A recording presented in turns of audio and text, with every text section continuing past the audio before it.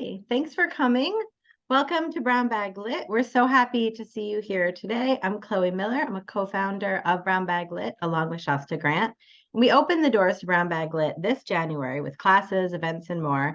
And today is our final and 15th event of the year, our inaugural year, 2023, which is to say we're particularly happy to welcome you to celebrate Brown Bag Lit and to hear from our authors, John Copenhaver, Tracy Cross, and Lindsay Merbaum.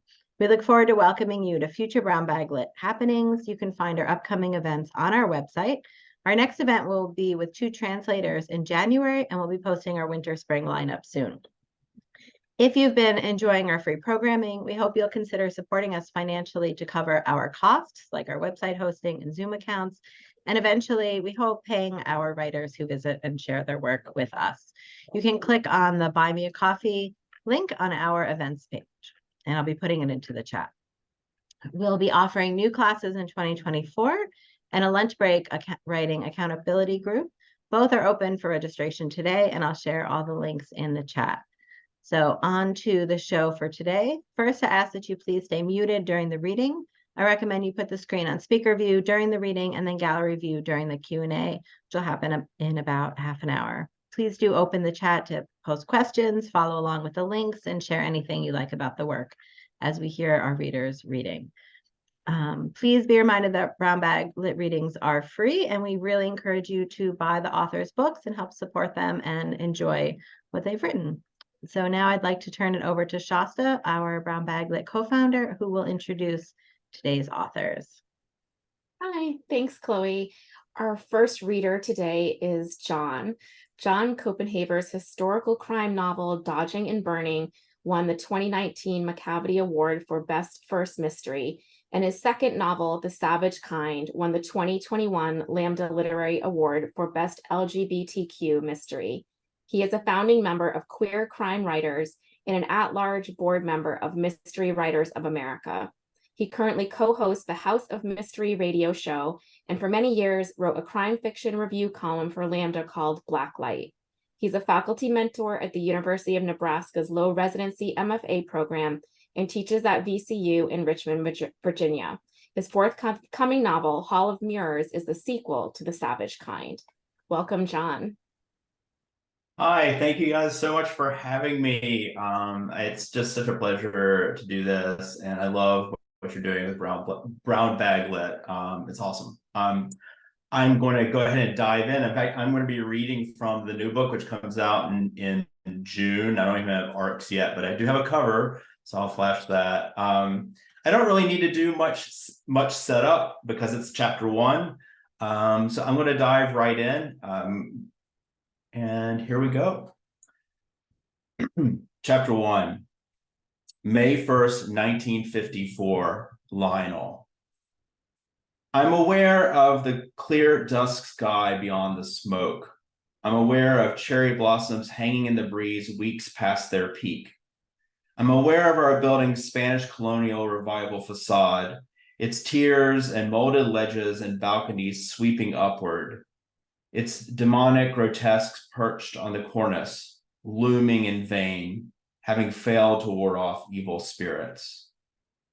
Firefighters rush past me, wearing wide-brimmed helmets, gas masks with trunk-like noses, bulky coats marred with the residue of past fires, and tall boots like fishermen's waders. They grip fire extinguishers and haul limp extra hoses over their shoulders.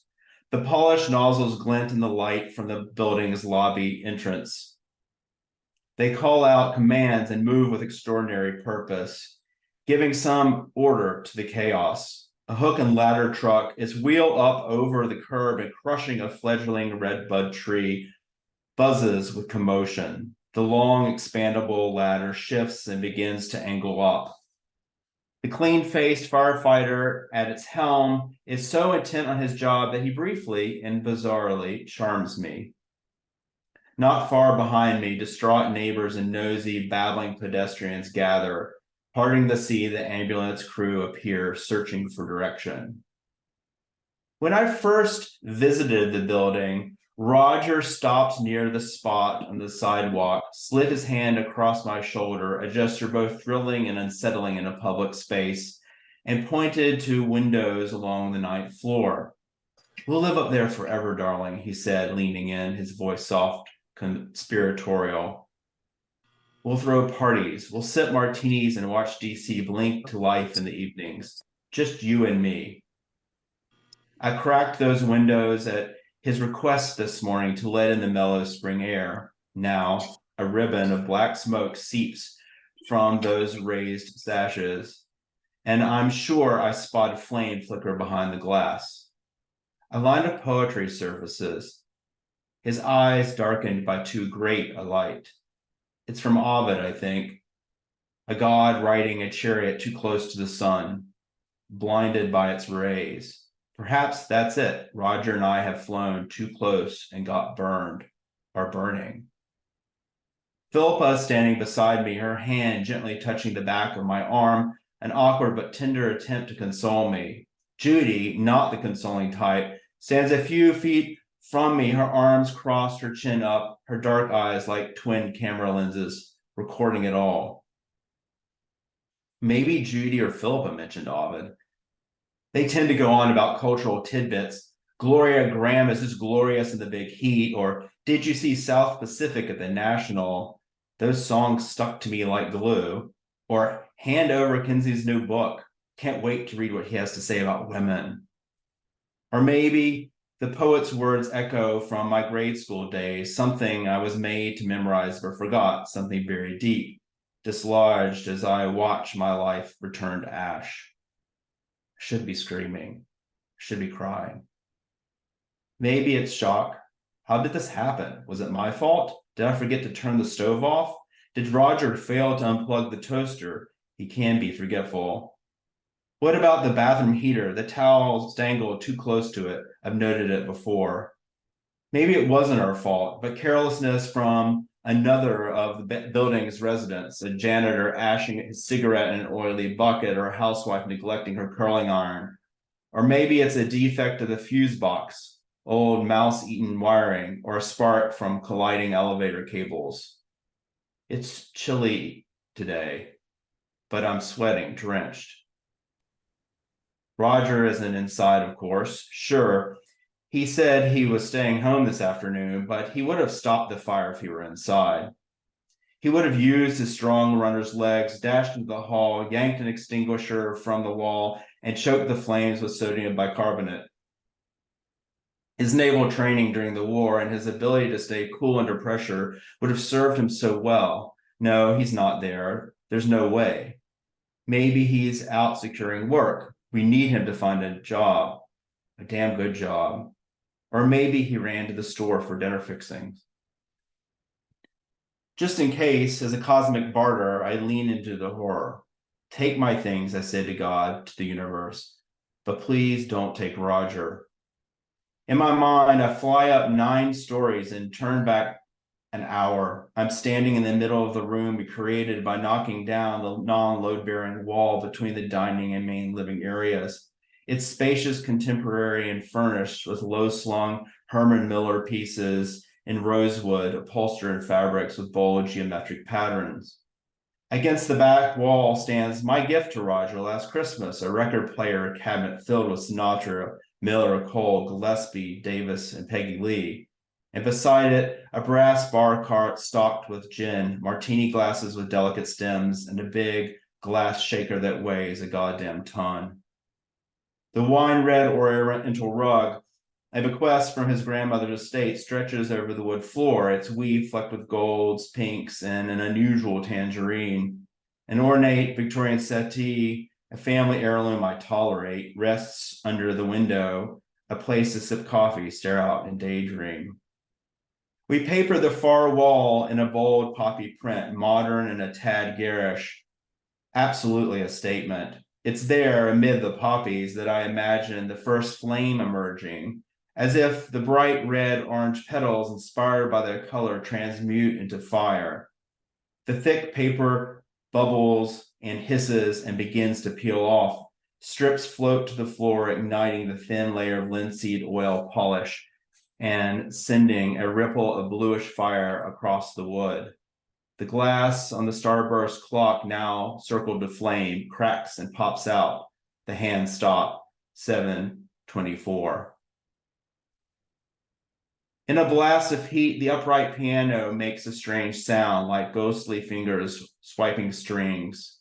The photos Roger displayed on its top waver and topple over. They are blacks and whites of his dead grandparents, his mild mother and hard-visaged father, his gram aunt and uncle, his myopic sister, Rose Ellen, him looking handsome in his lieutenant's uniform, and the two of us on a hike in Shenandoah National Park, pressing close, laughing, soon to be tugging at each other's clothes behind a boulder, giggling like a damn idiots, aroused and happy, so happy. When the photo of us crashes to the floor, my heart lurches, having gathered immense and uncontrollable energy. My imaginary blaze suddenly roars at me, bringing me back. Roger and I are good at imagining the worst.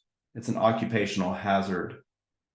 I remember a scene in our third Ray Kane novel, Seeing Red. McKee paused at the door, heat radiating out, inky smoke blooming from its keyhole, its doorknob a branding iron.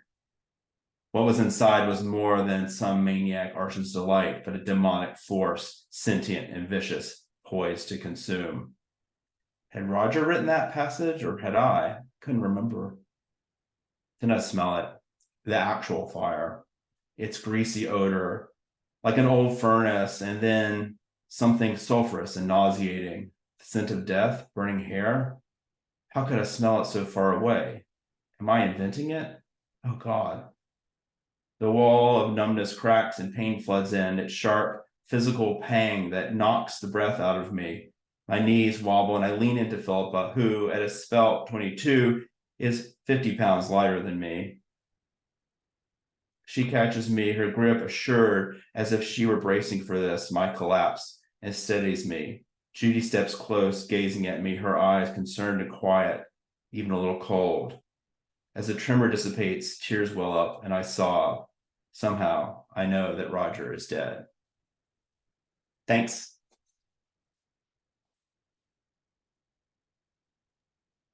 Thank you, John. That was great.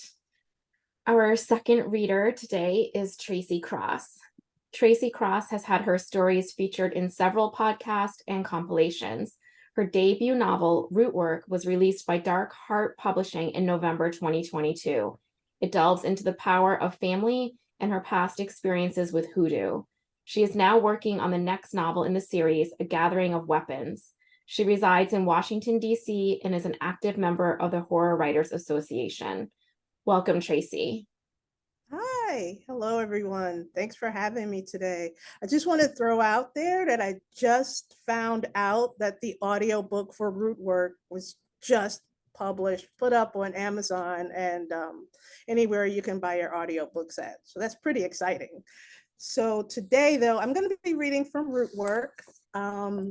To lay a little bit of groundwork for the scene, there are three sisters. They get to spend their summer with their aunt, Teddy, who practices hoodoo. And this is when they first meet her. They're like walking through the woods, having a little conversation, and they just meet her. Leaves rustled nearby. Someone was approaching. She was singing a melody, then switching to talking to herself as if reciting a list of groceries. A very tall, dark-skinned woman walked out of the trees onto the path and looked down at them. I can hear y'all a mile away. Y'all louder than a rooster in an empty hen house. I heard you way back over yonder. She smiled and extended her hand. Betty, Ann, nice to see you again. I only heard of you, Pee-wee. Aunt Teddy. Betty stepped forward and hugged her. Ann was real little when she come around. How little? Ann asked. Like a baby little. Teddy stretched out her arms. Ann hugged her next. You gotta smell like something familiar. I remember this smell, and I heard so much about you. I mean, aside from my calling you a swamp rat stuff, but Skeet say good stuff though. Teddy hugged her and kissed her on the forehead. Some things don't change.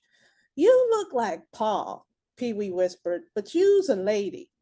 He's my little brother, and all I got in the world. Now, come give your auntie a big old hug. Pee-wee ran and jumped into her arms. That's a girl. Oh, you do smell good. Pee-wee exhaled into her neck. A lady has to be unforgettable. Remember that. Teddy smiled and placed Pee-wee on the ground. Now I got 3 beauties for nieces, so I guess I was happier now. She turned and picked up the burlap bag and started walking. Y'all coming? I'm guessing my brother put up a good enough argument, seeing as your mom still called me a swamp rat. What else you know? Aunties, I know y'all supposed to stay with me for a few days. The girls looked at each other in amazement. She magic, Pee Wee whispered. So what do you do? Anne pushed her way to the front of the line and walked directly behind Aunt Teddy. Well, today I'm out here gathering stuff. I got some stuff to do for some town folk. Aunt Teddy stopped and picked up something. See, this here onion is for fever. If you got one, you bind it up to yourself or somebody and it'll break that fever right away. They watched her grab a bunch more onions from the ground, dust the dirt off the roots, and shove them in her bag. What else you got in that bag? Anne asked. Oh, a lot of this and that. Teddy set the burlap bag on the ground. She started to pull things out. Well, see, I always have my Bible. That's important. But you's a conjure woman. Anne furrowed her eyebrows. Why you got that Bible? I can believe in Jesus and God. This ain't voodoo, child. This is hoodoo, what I do. Pee Wee pushed forward. What's the difference? Hoodoo got one God. Voodoo don't. Teddy rooted around in the bag. She grabbed some things and put them on the ground. These are dried snake skins and some dehydrated scorpions. I even got some brown beer bottles to catch spirits. Anne squatted, examining the snake. What's this here snake for? Well, I can use it to make gopher dust. And I got some sacks of spices in these little bags. And oh, here's some devil grass for blinded someone. She held up a clear plastic bag filled with something that looked like sand. Dirt from an anthill. I hear if you sprinkle it on food, it makes a person crazy. Oh, I wish I had that in school, Pee Wee said under her breath. No, you don't. You're too young to cast spells and such, Teddy laughed. But I'll show you how to gather some stuff for me. Is that all we gonna be doing? Betty put a hand on her hip. If that's all that you want to do. If not, don't worry about it. Teddy returned the items to the burlap sack. I got a feeling that you don't want to be here. Oh, wow, what gave it away? Betty said dryly. Anne stood, wiping the dirt from her knees. I'm sorry for my sister. She just had other stuff to do. Teddy smiled. It's okay. I got something for all y'all to do. She grunted and lifted the burlap sack on her back. Can you grab those bottles on the ground? I gotta pick a little bit more stuff before we head back. Pee Wee grabbed 2 brown bottles, Anne grabbed 2 more, and Betty tried to step over the other bottles before Anne pressed the bottles into her hands. Please? Betty snatched the bottles and turned her nose up. She sighed and stepped around them to follow Teddy. Try and keep up, y'all. Teddy led them. We got lots of work to do, so let's get moving. I got us a chicken and some fresh berries for lunch, unless y'all ain't ate them hoe cakes yet. Then you can have that. Pee Wee stared at her and then looked at her sister. She is amazing. Aunt Teddy laughed. Let's get going, little one. There's a lot involved in learning Rootwork. It's not a one-day thing. Pee Wee was the last in line and throwing the biggest questions forward. Is you an Amazon? Because I heard they got them in Africa. Cousin Skeet also asked if you could make something for her foot too, because she limping real bad again. Aunt Teddy turned and looked at Pee Wee. The line stopped. How bad she limping? Because I don't think I can fix what she got. Pee Wee spoke up from the back. What she got? She got that old lady syndrome. Her body's ready to quit.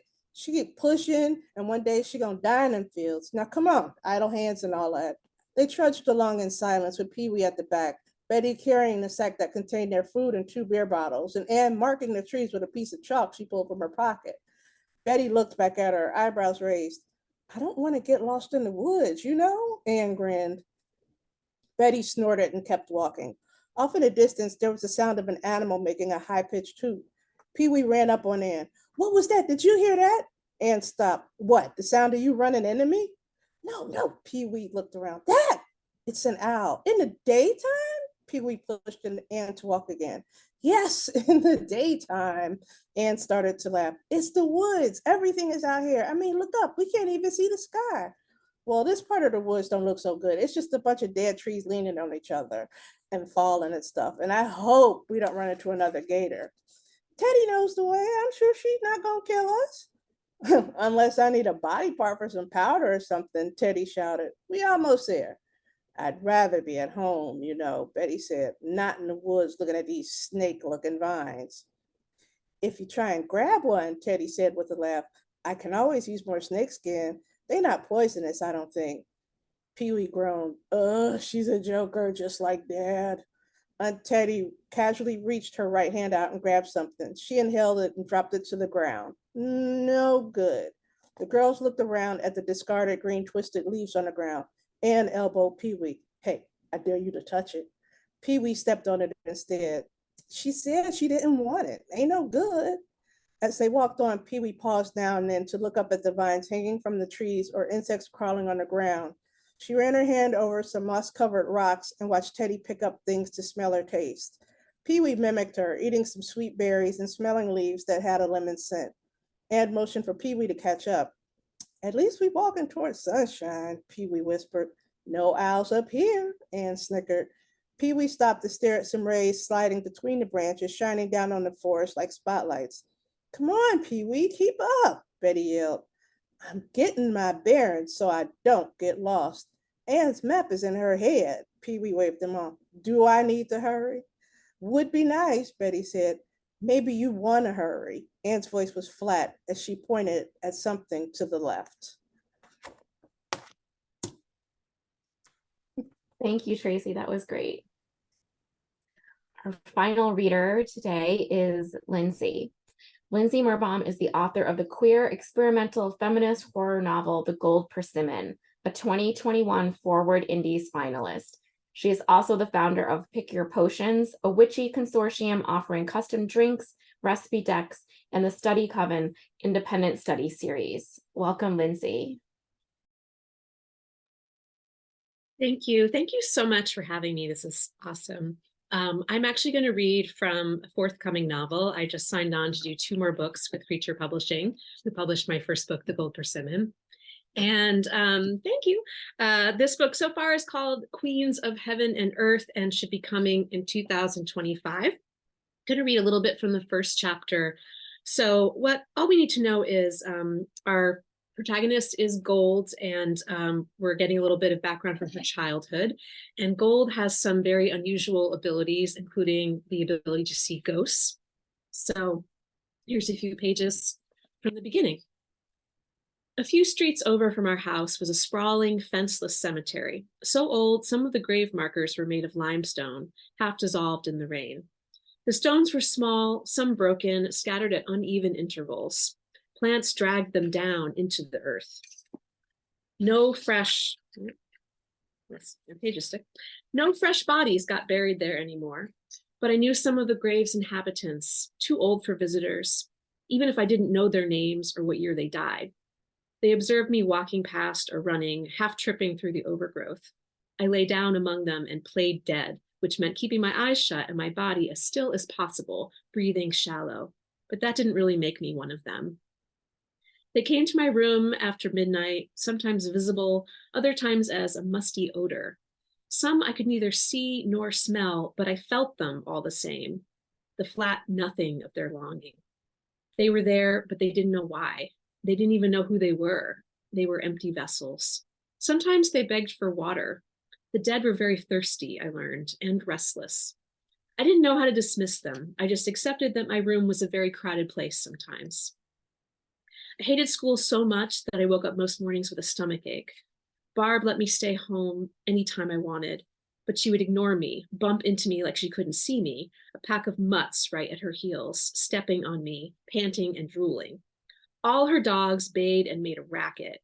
It was hard to tell them apart with their patchy fur and wet snouts. Whenever Barb's friend Lottie was over, there was even less space. Lottie had thick, oval glasses and a long gray braid that hung down her back.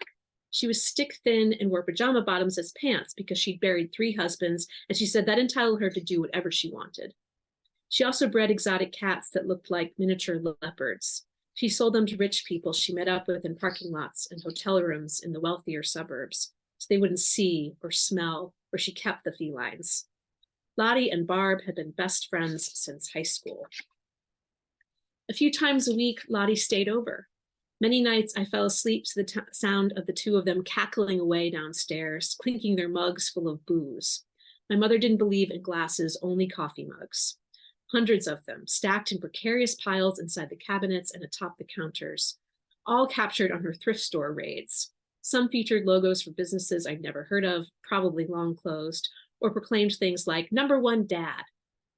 Barb liked liquor, Lottie preferred beer, but Barb wouldn't let her drink anything but scotch in her house, and she hardly ever visited Lottie's place. Her excuse was she couldn't stand the cats. When Lottie couldn't come by for some reason, she'd call, sometimes multiple times a day. Barb had an old plastic phone hooked to the wall in the kitchen with a long corkscrew cord she'd wind through the house as she prattled on. I was 9 years old, home for Thanksgiving break, when my mother called me down from my room and I found a woman who wasn't Lottie actually sitting at the kitchen table. I gaped at her. She had to be important for Barb to let her in, though she seemed ordinary enough. White, big-bosomed, but fit, with short hair and an outdated do, and cutesy but practical pink ballet flats. A housewife-looking woman, the kind who lived in a nice green suburb, far from our town someone had named Babylon. Shake hands with our guest and say hi, Barb instructed me. The woman stood up and I shook her hand. She looked me over like she wasn't very impressed. Then she sat back down and turned to my mother. Barb squinted at me. Her jaw was set, both hands clasped in front of her. I could tell she'd promised this woman something, and if I didn't deliver it, she was going to lose money. I was nervous. There was nothing Barb hated more than losing money. Who is she? My mother demanded. What? I don't know. How should I know? I don't know her, I sputtered. The woman smiled in a patronizing way at Barb, who sneered in return. Already I was failing. My skin went hot. Where's she live? Barb tried again. I don't know. What does she do? I looked her up and down. Nothing. Barb smirked as the lady shifted angrily in her seat. What else? I stared at a hole in my dirty gray sock. I saw the woman receiving guests, guiding them to sit on a big pink couch shaped like a clamshell. There were photos all over the room of a man with hair growing wild everywhere but his head. She talks to people and they give her money for it, but she stays at home all day. The woman stiffened. Her smile disappeared. Then she pursed her lips and looked down at her hands. She had a squared-off French manicure, which I found ugly. Barb was pleased. What does her husband do? I shook my head. I didn't want to say aloud that I didn't know. He didn't do anything, as far as I could see. He was just there, yet not there, like many people I'd seen, hovering by a window in her pink house, looking out anxiously at the yard. He worries about his roses, I said. The housewife perked up. Where is he now? My mother pressed. I was still standing beside the table, with nothing to hide under or to occupy my hands. I hadn't been told to sit down. With the dead. He was thirsty too. The woman inhaled sharply. Then she gathered her purse and walked to the door. Barb got up and followed, opening the door for her, which I'd never seen her do for anyone, not even Lottie. They stood on the porch, whispering and smoking for several minutes before Barb came back, beaming. You did it. I smiled. I didn't know what I'd done, but I was glad my mother liked it. She was humming to herself, practically dancing around the kitchen as she broke the scotch out of the cabinet and filled up a coffee mug. I wanted her to feel this way all the time. I was also hopeful this somehow meant we'd be eating a real turkey that year, but my heart sank when Barb pulled 3 turkey TV dinners out of the freezer, the third for Lottie. Turkey was the worst flavor. I never found out who that woman was, but after her first and only appearance, I started spending every evening after school and all weekend long sitting at the kitchen table. Across from me were more strangers Barb actually let inside the house, though she made them leave their shoes on the porch and covered the grimy table with plastic. Meanwhile, I played with the deck of cards Barb gave me, with figures and symbols on them. It has to look right, Barb explained. People need to believe that you're channeling through something they can see and touch. The visitors' sadness had a sour, fermented smell that filled the kitchen, even as they smiled down at me. I didn't want to look at them or touch their grown-up hands or let them pet my hair. How cute she is, they cooed. They brought me gifts, which I never saw again. When I squirmed and cried and tried to get away, my mother gripped my arm and held me there. You'll get used to it. Over time, I realized the visitors asked questions they didn't really want answers to, and I told them things in turn that I didn't fully understand. Yes, that lover loved someone else too. They loved many people. No, that cousin wasn't coming home from prison or war, except as a ghost. No, that daughter would not get that big job or any job that I could see. Barb leaned in, watching, waiting for the moment their faces went wide from shock. Then she relaxed, beaming. Barb said she loved money best, but I think she might have enjoyed breaking people's hearts even more. I'll stop there. Thank you so much. She loved breaking people's hearts even more. Yikes. Oh my goodness.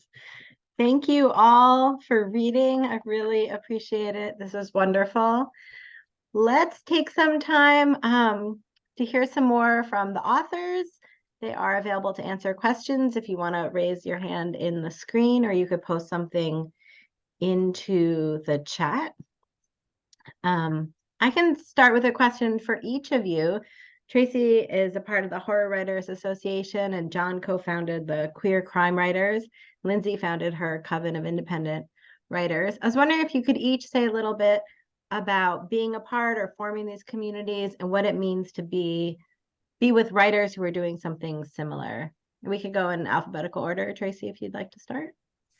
Okay. Being in the Horror Writers Association, it's interesting and it's fun. Whenever there's a party, you definitely want to go because you can actually put name to face. You know, you meet your peers, and then that's just also you start to discover things. Like I went to a meeting, like a conference, and I found out that like 4 of my writing peers loved the movie Aliens as much as I did. So we all stood around and we were all quoting the same movie. So it's so interesting that you're just kind of like, there are others like me in this world. And that's what it makes you feel special. It makes you feel good. And I do enjoy being a part of the Horror Writers Association. I did win a scholarship from Hale, and the president of the Horror Writers Association lives here in DC. So that's always something good too. And he's the first Black president of the Horror Writers Association. So I'm just like super impressed with that. But yeah, it's just, I love it. I enjoy it. I always, if I need anything, these horror writers get like such a bad rap. You know, people seem to think that we're like, you know, devil worshiping in the darkness and all of these things. So like when I come on a podcast or something, they're like, oh my God, you look like regular. And I'm like, yeah, I'm just me, you know, like they're like, well, you know, where's the goth and other things? And I'm just like, listen, man, we do our devil worshiping on Sundays, full moon, butt naked. Outside of that, we're here all the time. So, but they are the most helpful and the most fun group of people to hang out with. If you need anything, you can reach out to any one of them, and they'll just, you know, respond quickly. They'll help you. They'll read your stuff. And I just enjoy it. It was just when you find your tribe and you're like, oh, this is it. I am here. So yeah. Thank you. And I think hopefully I put the right link in. It looks like it's horror.org, the Horror Writers Association. Is that the group you're talking about, Tracy? I'll have a look. Okay. If not, put the right link in. Yeah, that's the right link. Yeah. Okay, excellent. Thank you. John? Yeah, so there are a lot of different crime writing organizations, and some of them are wonderful, like Citizen Crime. As you mentioned, I'm on the board of MWA, which is Mystery Writers of America, which sponsors the Edgars, which people may know. But over the past few years, some groups have emerged to sort of support and amplify voices that are underrepresented. In fact, Citizen Crime started back in the 80s, I believe, because of the women needed more representation in crime writing. And so a few years ago, a group called Crime Writers of Color started, and they've been hugely successful. And we kind of saw their success and felt that for LGBTQ folks, we needed to do the same, because at this point, we are the most underrepresented in the crime writing world. And so Kristen Lipyanka, Jeff Marks, Stephanie Gale, and Marco Caracari and I put our heads together and started Queer Crime Writers, which has been, it's really, very grassroots. We just try to find all those folks out there that are either published, however publish, whether it's traditional or self-publish, or want to write, and we're trying to make community with those folks and amplify their voices. And also, I think a huge part of what our group is doing is to convince the publishing industry and the mainstream, readership that our books are great books. They're just great crime novels. That there's sort of often, I think in the past, been a stigma around, if something's queer or LGBTQ, and we really want to demystify that stigma. In fact, perhaps point out that it's somewhat homophobic or transphobic. But I think, our chief aim is a positive one, to just get people connected, get readers connected with great queer mystery writers. So it's been fun. There's a lot of community there. That's a really fun part of it as well. A lot of it happens online, but also in group chats and that kind of thing. But also when we go to conferences like Boucher College, the big mystery conference, we have our little group and we meet up and socialize. And I think that is just an important part. Anyone will tell you, if you want to do this writing thing, you need community. It's like the essential thing of you need endurance and community. Endurance, yes, as well. Yes. Lindsay? Yeah, as Matt Bell, wonderful literary citizen, says, writing is a team sport. It's also a marathon. Well, I belong to a number of Facebook groups and stuff, which I found to be hugely helpful and supportive, especially when I was a debut author and I just had no idea what really to expect. So a lot of commiserating and mutual support there. And then I kind of fell into leading the study coven. I've got a link. So I taught a class online and had a great time with some different women writers. And my next class for that store didn't really fill up, it under enrolled. So one of the students said, well, can we do it on our own? And thus the whole concept of an independent study was born. So it's been 2 years now, and I offer classes seasonally on various kind of feminist horror related topics like monsters, mythology, witches, etc. Our February class is Smutty Study. We're looking at the role of sex in 2 amazing literary fiction novels, one of which is very witchy, The Book with the Most Precious Substance by Sarah Gran, who's coming to the class. Fangirling and crazy. And, in this capacity, I'm leading the group, I'm organizing, I'm creating syllabi for them, I'm helping them find opportunities. But there's something about just being around other writers who are trying things out, experimenting, because the big point of the group is to create a safe space for experimenting with your writing.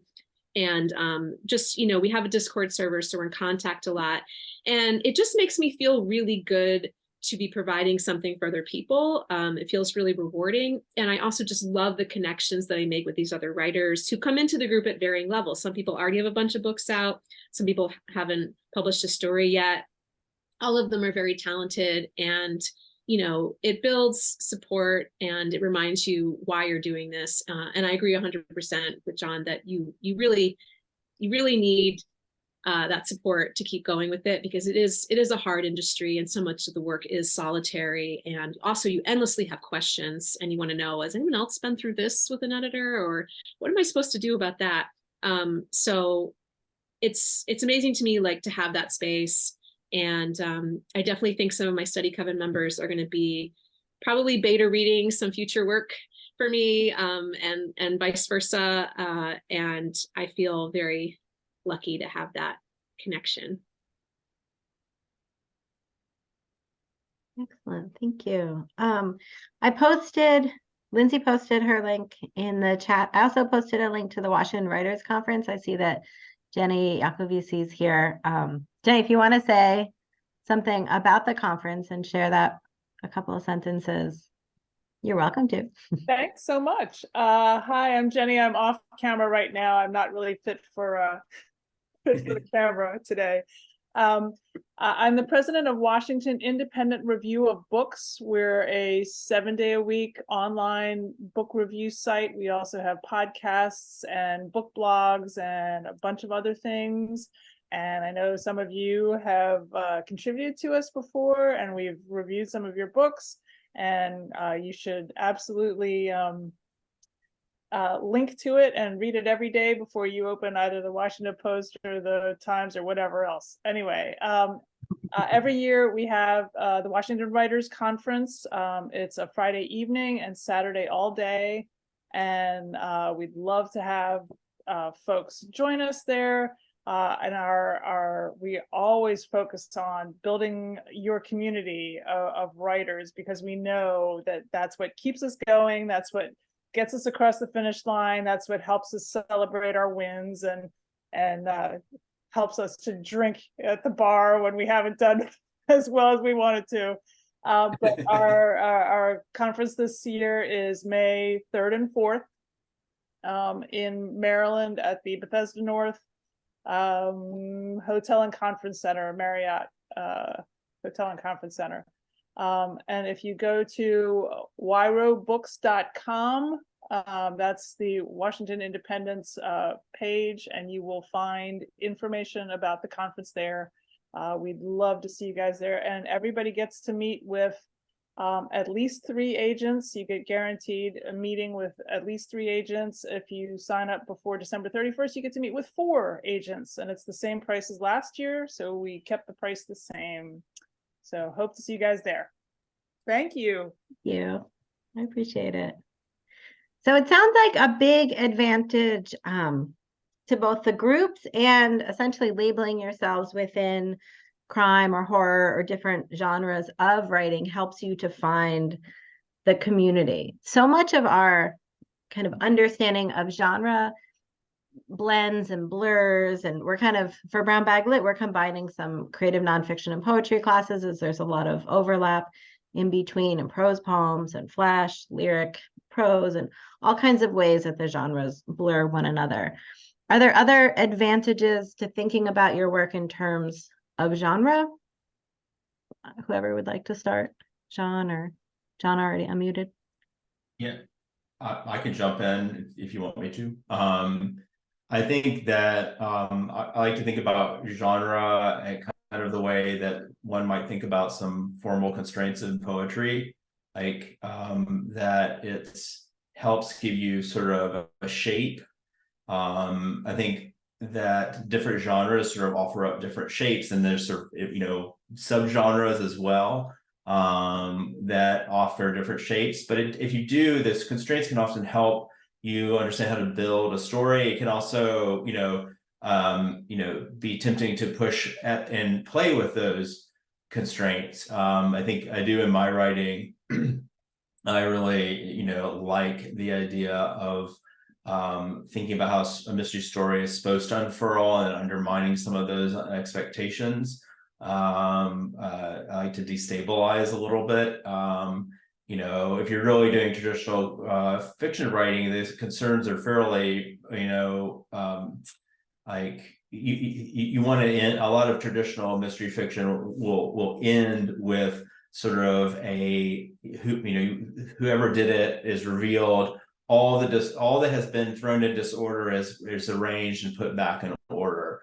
And it's very, in some cases, very soothing to read mystery fiction for those reasons. And I celebrate that. I think that's cool. But that's not what all fiction writing is doing, or all crime writing is doing. Some of it is about destabilizing or asking difficult questions and that kind of thing. And so I just think that genre really does. I think I think it does allow some freedom, and it gives you some form too. And I think it should be embraced as such. I of course, and this is probably the other genre folks feel this way sometimes. There's like a sort of history of sort of snobbery against genre, whether it's horror or mystery, and it's time to let go of that.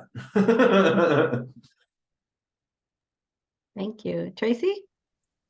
What's funny is when it comes to genre, like when I was younger, horror, it was like just Stephen King. That was it. You'd have to really look for like something in a horror genre. And, I am a big fan of Twilight Zone. So I would watch all the Twilight Zones, and then I would look at my favorite episodes. And I soon discovered that there was like this clique of writers like Richard Matheson, Charles Beaumont, and then William Shatner would star in it, and so you just knew like this was the clique. So then you start reading their things. But I wanted to just say that when I wrote Rootwork, I thought I was like in my own little horror genre. I've written several other things that are just straight up scary horror, like, but Rootwork, it's one of those things where what I thought was horror, other people started labeling the book as something different. And because my picture wasn't on the back of it, it seemed like people just were like, oh, what do we do with this? So I was surprised when I saw that my book was being labeled as like African-American historical fiction. And I was like, what? Really? Check me out. I got multi-labels. So what I am noticing now is that there's so many genres that they just kind of everything starts merging, and then it breaks down from there. Like, yeah, this is a horror genre, but it's also African-American fiction, and then it's African-American horror. And I'm just like, wow, I didn't know, I didn't write this with the intention of being labeled specifically as this African-American book. I wrote this book as like a love letter to my family. And then I just added a couple of elements of horror, maybe a wee bit of revenge from my grandma, but that was about it. But it's just what just amazes me is that you can take one thing, like you would think that, John has like a mystery book, and then someone else will say, well, yeah, I read this mystery book, but I'm feeling this is more of like a thriller, or like an LGBT plus thriller, or this kind of thriller. And I'm just noticing that so many different genres are like merging, or it's all just becoming like one big thing, so what was normally historical or horror, what is normally horror, which I'm thinking, okay, very bad things happen in my book, but now it's historical. And now it's this, and now it's this. And my goal was not to alienate anyone. I know I was talking about this for, I'm currently in my MFA program. And I said, what you want to do when you write a book is you want to write a book that appeals to everyone. You want to write something, everybody can find something in there that they like. And my book has appealed to Black as well as white readers, Latina readers, as well as these kind of readers. Everyone has found something in there. And the girl asked me, how do you do that? And I'm just like, Bill, I write what I know. I write what I like, and that's it. So I'm just really amazed though, that when I saw that, I was like, they're like, Tracy, you're number 7 on the African-American, whatever. I'm like, yo, what? Whoa, I'm looking at the wrong charts. Like, oh man, it's a whole new thing I got to open up, now let me start exploiting this side of it. But I think it's really neat. I like it. I like, how we're all able to cross into different genres, because that's more exposure for us and for our work. We like, someone can pick up like my book or John's book or Lindsay's book and just be like, you know what? I wasn't initially interested or vested in this, but now that I heard him read this part, or I heard some of this, I am just really totally down with this, which I think is pretty great. Thank you. Excellent. Lindsay? Well, as someone who wrote a book described as queer, experimental feminist horror, I guess I have some notes about genre, right? What I tell my students is that genre is a marketing tool, right? It is not definitive in terms of what a book is. It's meant to give readers a sense of like what they're in for, but really it's about, how do we market this? So in that sense, it's really arbitrary. And what I love about genre is the way that it can open up our understanding of a book that we're looking at. And what I don't like it is the way that it can narrow that scope or define expectations in a way that is limiting to the book. So I like to think of as a feminist horror author who didn't know she was writing horror, didn't know she was writing feminist horror until, these publishing labels were applied. And I was like, well, yeah, that makes sense. I consider it a lens through which to understand something, So, for example, the first feminist horror classes I've taught, we looked at The Handmaid's Tale, which was categorized as sci-fi when it came out, believe it or not, even though all the technology now for us is like way outdated, and Beloved, which people also are like, but that's this great work of literary fiction. How can you call that horror? Well, that's based on the idea that horror is somehow less than, but it is a ghost story. And it is very horrifying in every possible moral, emotional way. So tell me how that's not horror, right? And then we can have a whole debate about it. So I love that aspect of it. But I do also really like to bend genre. And my next couple books, my next book I think would be darkly speculative, is I think what we're aiming for, versus saying feminist horror, because I did find sometimes that I felt a little bit pigeonholed by that people's expectations, I would say, hey, my feminist horror book is out, and people would say, I don't read anything scary. And I was like, well, this is no scarier than real life, so you could probably handle it, or people would say like, oh, I heard it's like sexy or something, that I don't read that kind of thing. And I think we should all read all kinds of things, including things we think that we won't like. I love, as a reader, being pushed into reading things I didn't expect to pick up. I think that you learn from every single thing that you read. And I also agree with Fran Lebowitz that we should not look at a book to find an exact replica of our own experience, but look at a book to learn something new about the world and ourselves. So I think it's good to push yourself outside the comfort zone a little bit when it comes to, genre. But I think it's also important to remember that genre is a very arbitrary distinction, and it's exciting to see how some of the marginalized genre, as John was talking about, is like really coming out strong and being more accepted among the literary establishment as legitimate literature, not as less than. It's not just Stephen King anymore, for sure. So that's my ramble about that. Well, thank you. We have only a few more minutes. I guess I'm really interested in two things, which are probably too much to answer in just a few minutes, but thinking about how you are able to use your imagination and continue to, you guys have some sequels coming up collectively, but how you're creating so many worlds and keeping track of them.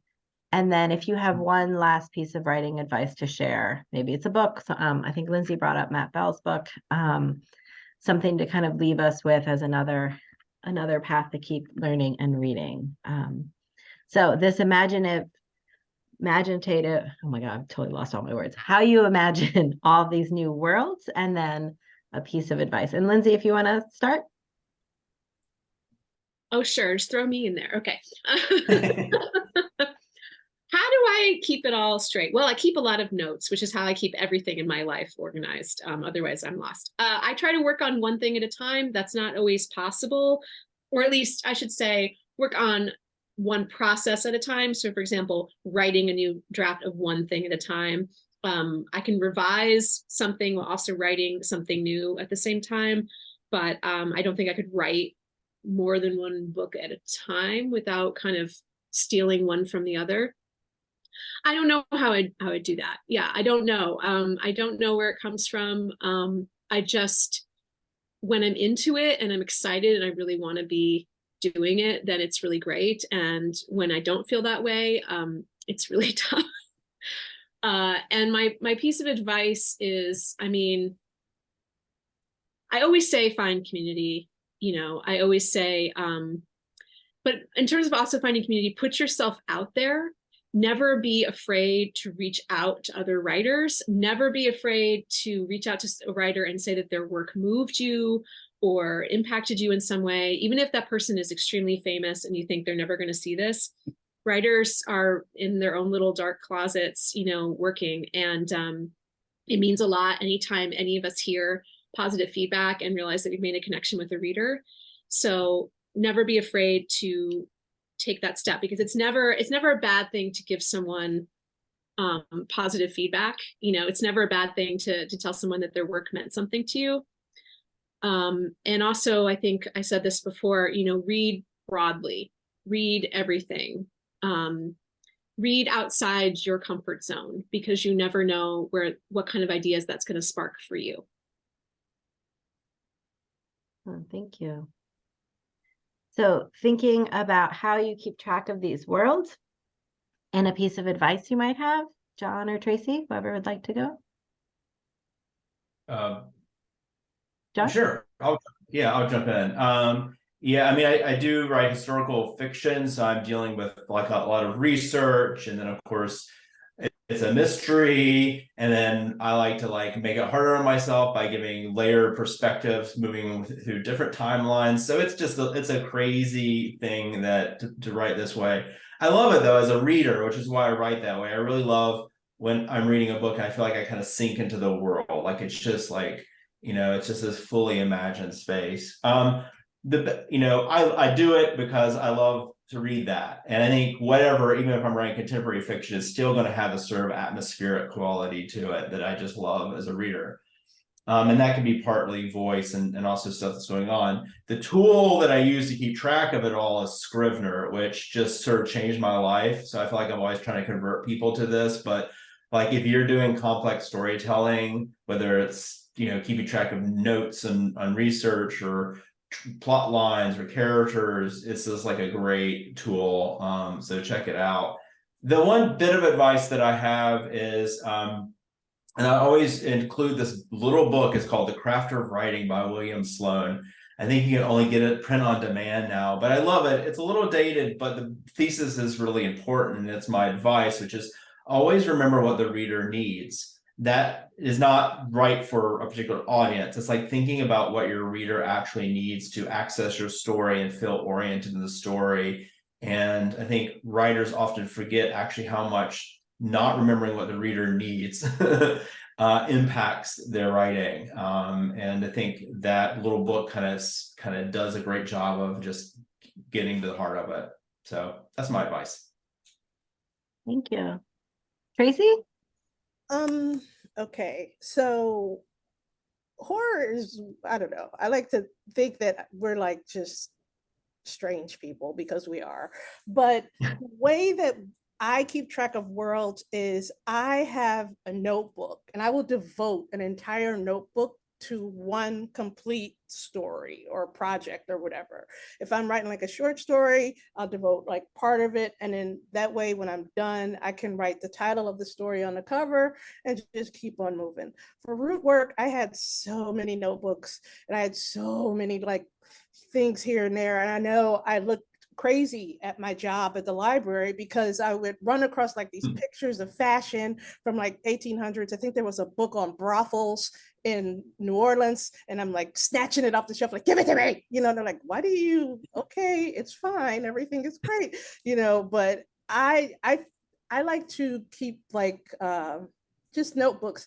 I know that I'm taking a break from the Rootwork world right now because I just can't keep talking like this over and over, like I'm in the story, but I'm working on a book that is going to be dark academia and Black witches in the now. So that's going to be, so yeah, I'm going to reach out to you, Lindsay, definitely. But I'm super excited. For this world, it's just been a testing year. I just bought a condo, you know, so now it's like you have to go through all of your things and decide like, which books do I want to keep? Which books do I need? I had to have a friend come over, and she's helping me, and I'm just like, you know, just get away. I'm not throwing anything away, but I've let go. But the thing that I've decided to start doing now is I look at miniature doll houses, and I am building like a miniature apothecary for this book that I am working on, so that instead of scrolling through Pinterest trying to find the pages that I need, I have my apothecary right here, and I can just look in here and like, oh yeah, she reached up and grabbed the newt of whatever. My one piece of advice for writers that I want to share is there's so many people that give up. And it hurts me when I see writers are just like, you know what, I can't get anywhere with this. I'm gonna give up on it. First of all, share your work. How are people going to know that you exist if you do not share your work? That's my big thing. Because, you know, there's so many people that are writers, and then there's like the great American novel. Oh, it's never ready. I'm not going to be ready to share this year. You know, I can't do this. Share it, get it out there, put it in the karmic universe and let something happen. But also keep writing, because you just don't know. There's someone out there that needs your work. There's someone out there that needs something that you wrote. I did not realize so many people liked my writing until I went to like a convention or something. And these other writers were like, yo, I read this by you. I read this by you. I read this by you. And I just love it. I came because I saw you were coming. And I'm like, oh, look at me. I'm somebody. But, you know, just keep writing. Someone needs your work out there. And another thing is to, whenever a writer is writing, I always like to say, try to use all 5 senses when you have a character in a story. Rootwork is filled with like things about, so many people say, I'm so hungry after I finish reading your book, because I've included food and herbs and smells and touches and everything. So try to get your characters to use all 5 senses whenever you write, and also just make it a little bit more realistic. But the biggest thing is to never stop writing, because you are going to be somebody's favorite writer someday. May not be today, but you're going to be there. And I promise you, it's true. That is the best advice. You are going to be someone's favorite writer. Let's all unmute and give our authors some applause. Thank you so much for sharing your work and your ideas with us. Thanks for having us. Appreciate Thank it. you. Yes, thank you. all. So fun.